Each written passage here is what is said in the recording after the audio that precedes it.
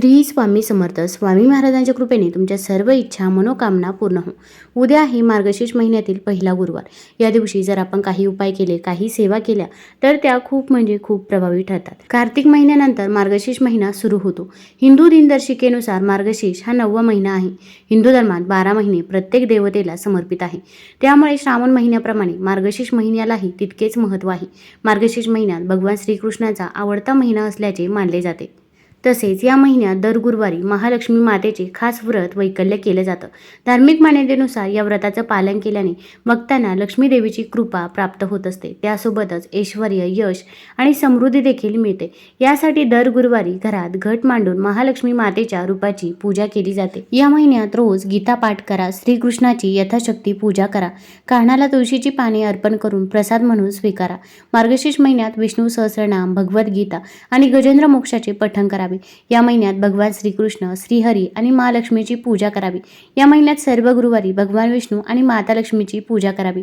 असे मानले जाते की मार्गशीर्ष महिन्यात माता लक्ष्मी ही पृथ्वीवरती येते आणि ज्या घरामध्ये तिची विधिवत पूजा केली जाते तेथे ती अखंड वास करत असते. त्यामुळे अगदी आपल्याला या मार्गशीर्ष गुरुवारी उपवास व्रत करणे शक्य नसेल तरी पण आपण माता लक्ष्मीची पूजा, सेवा ही करायची आहे. आता भरपूर वेळा आपल्या आयुष्यामध्ये अनेक अडचणी, अडथळे, संकटे असतात आणि ते काही संपायचं नाव घेत नाही. आता संकट येणारच नाही असं तर होणार नाही, पण आपण संकटाचा वेग मात्र नक्कीच कमी करू शकतो. तसेच आपल्या मुलांची पाहिजे तशी प्रगती होत नाही. प्रत्येक आई वडिलांची इच्छा असते की आपल्या मुलांची प्रगती व्हावी. मग अभ्यासात असेल किंवा नोकरीत असेल, कोणत्याही क्षेत्रामध्ये आपल्या मुलांनी मागे राहू नये. पण मुलं अभ्यास तर करतात, पण त्यांना पाहिजे तसे मार्क्स मिळत नाही किंवा त्यांच्या अभ्यासामध्ये लक्ष लागत नाही किंवा त्यांना पाहिजे तशी नोकरी मिळत नाही. मुलं घरामध्ये भांडण करत असतात किंवा त्यांना वाईट संगत लागलेली असते. असे अनेक प्रश्न आपल्याला मुलांबाबत असतात. तर मुलांना जी काही नजरबाधा झालेली आहे ती दूर होण्यासाठी आपण या मार्गशीर्ष गुरुवारी काही उपाय करायचे आहे. तर कोणते उपाय करावे, कोणत्या सेवा कराव्या हे जाणून घेण्यापूर्वी तुम्ही चॅनलमध्ये नवीन असाल तर चॅनल लाईक करा व सबस्क्राईब देखील करा. कमेंटमध्ये श्री स्वामी समर्थ किंवा ओम नमो भगवते वासुदेवाय लिहायला विसरू नका. आता या मार्गशीर्ष गुरुवारी आपण हा उपाय कोणत्या मुलांसाठी करू शकतो, तर अगदी लहान बाळ असो किंवा अगदी मोठा मुलगा असो तर त्यासाठी देखील आपण हा उपाय करू शकता. कारण की लहान बाळ असेल किंवा मोठा व्यक्ती असेल त्याला देखील नजरबाधा ही होत असते. अगदी आपल्याला देखील नजरबाधा ही होत असते. कारण की आपल्या इथे कोणी ना कोणी येत असतं, शेजारी असो किंवा नातेवाईक असो. प्रत्येकालाच आपल्याबद्दल चांगले वाटते असे नाही. त्यांच्यामध्ये असणारी नकारात्मकता देखील आपल्या घरामध्ये कुठेतरी प्रभाव करत असते आणि मग आपल्या घराची, मुलांची, पतीची प्रगती कुठेतरी खुंटत असते.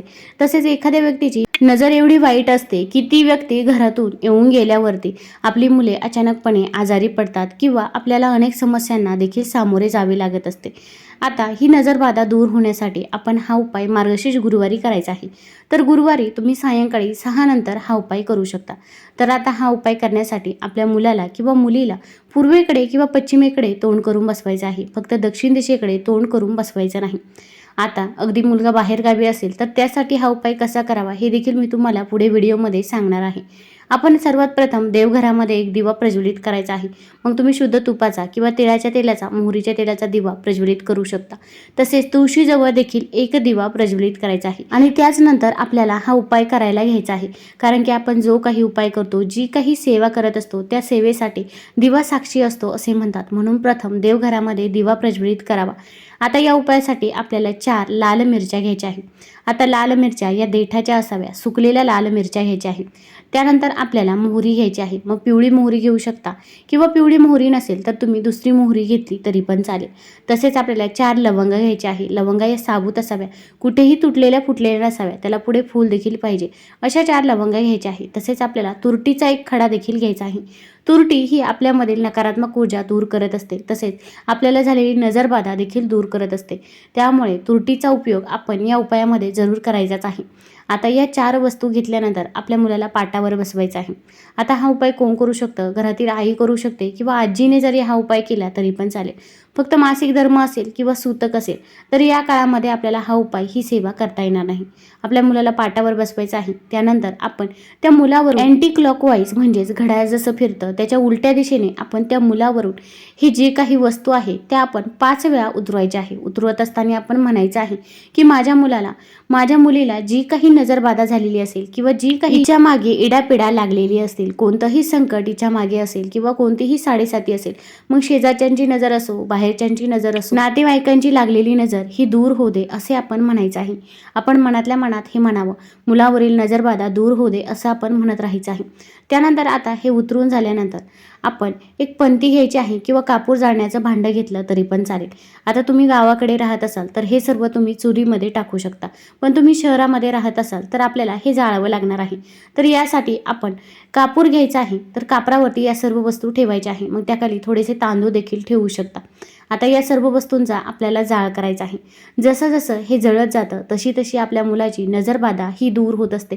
तसेच त्याचा तडतड आवाज झाला की आपल्या मुलावरील संकट ही दूर व्हायला मदत होत असते. त्यामुळे आपण हा उपाय गुरुवारी करायचाच आहे. आता हे झाल्यानंतर याचे जे काही अर्ध्या मिरच्या राहतील किंवा अर्धे लवंग असतील तर ते आपल्याला घराच्या बाहेर टाकायचं आहे. घरामध्ये ठेवायचं नाही. मग तुम्ही एखाद्या झाडाखाली टाकू शकता किंवा वाहत्या पाण्यामध्ये प्रवाहित केलं तरी पण चालेल. तसेच आपण हा उपाय करत असताना या उपायाबद्दल आपण कुणालाही सांगायचं नाही. कारण की आपण जर सांगितले तर आपण जो काही उपाय करतो, जी काही सेवा करतो ती सेवा ही सफल ठरत नाही.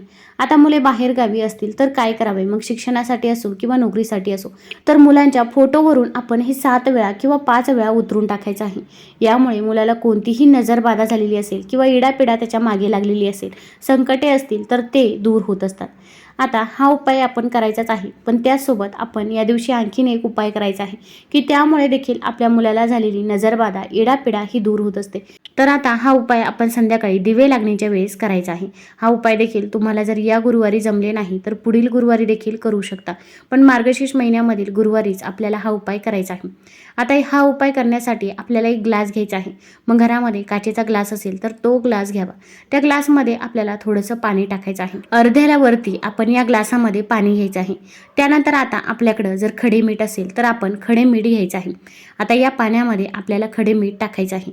त्यानंतर आपल्या मुलाला किंवा मुलीला ज्याची पण नजर काढायची असेल तर त्यावरून आपण हा ग्लास उतरून टाकायचा आहे. आता हा कशा प्रकारे उतरवायचा? पण जर तुम्हाला 2 मुलं असतील तर तुम्हाला 2 ग्लास घ्यायचा आहे.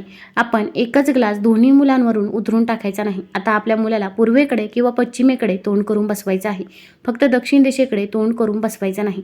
आता आपण मुलीला पाटावरती बसवल्यानंतर हा उपाय आई किंवा आजी करू शकते. तर मुलावरून आपण हा जो काही ग्लास आहे त्यामध्ये आपण खडे मीठ देखील टाकलं आहे. तर हा ग्लास आपण मुलावरून 7 वेळा उतरवायचा आहे.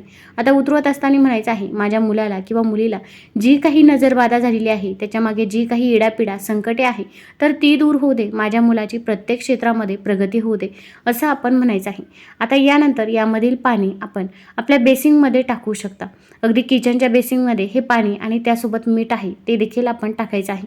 यामुळे कोणतीही नजरबाधा झालेली असेल, अगदी कितीही इडापिडा त्याच्या मागे लागलेली असेल तर ती दूर होत असते. आता आपल्याला अगदी बाहेर टाकणे हे पाणी शक्य असेल तर आवर्जून तुम्ही घराच्या बाहेर देखील जाऊन टाकू शकता. पण घराच्या बाहेर टाकून आल्यानंतर अगदी टाकायला जातो तेव्हा देखील कुणासोबतही बोलायचं नाही. तसेच टाकून येतो तेव्हा देखील कुणासोबतही बोलू नये.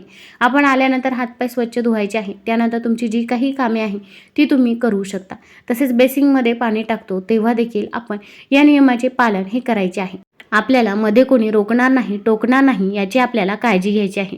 तुम्हाला जर हा व्हिडिओ आवडला असेल तर चॅनल लाईक करा, सबस्क्राईब करा. धन्यवाद.